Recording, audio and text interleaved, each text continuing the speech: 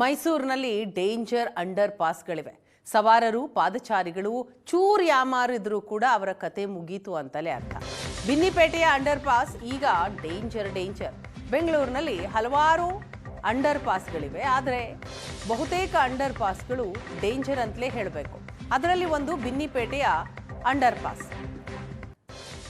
Under ಪಾಸ್ನಲ್ಲಿ ceiling ಕಳಚಿ ಬಿದ್ದರೂ ಕೂಡ ನಿರ್ಲಕ್ಷ್ಯ ವಹಿಸಿದ್ದಾರೆ. ದೃಶ್ಯದಲ್ಲಿ ನೋಡ್ತಾ ಇದ್ದೀರಿ ನೀವು. ಜನ ಅದೇ ಅಂಡರ್ ಪಾಸನ್ನು ಬಳಸಿ ಅಲ್ಲಿಂದ ಓಡಾಡ್ತಾರೆ. ಆದರೆ ಇಷ್ಟೊಂದು ನಿರ್ಲಕ್ಷ್ಯನ? ವಾಹನಗಳು, ಪಾದಚಾರಿಗಳು ಪ್ರತಿನಿತ್ಯ ಸಂಚರಿಸ್ತಾರೆ. ಅಂಡರ್ ಪಾಸ್ ಗೋಡೆಯಲ್ಲಿ ಬಿರುಕು ಬಿಟ್ಟಿದೆ. ದೃಶ್ಯದಲ್ಲಿ ನೋಡ್ತಾ ಇದ್ದೀರಿ.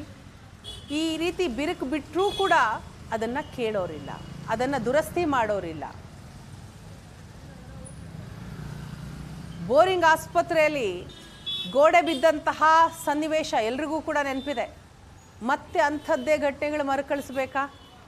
ಈ ಅಂಡರ್ ಪಾಸ್ ನೋಡ್ತಾ ಹೋದರೆ ಯಾವ ಕ್ಷಣದಲ್ಲಿ ಹೇಗೆ ಕುಸಿದು ಬೀಳತ್ತೆ ಅಂತ ಹೇಳೋದಕ್ಕೆ ಆಗಲ್ಲ. ಅಷ್ಟರ ಮಟ್ಟಿಗೆ ಕಳಪೆ ಆಗಿದೆ. ಬಹಳ ಹಳೆಯ ಅಂಡರ್ ಪಾಸ್ಗಳಿವು. ದುರಸ್ತಿ ಕಾರ್ಯ ಆಗಬೇಕು. ಡೇಂಜರ್ ಸ್ಥಿತಿಯಲ್ಲಿದೆ.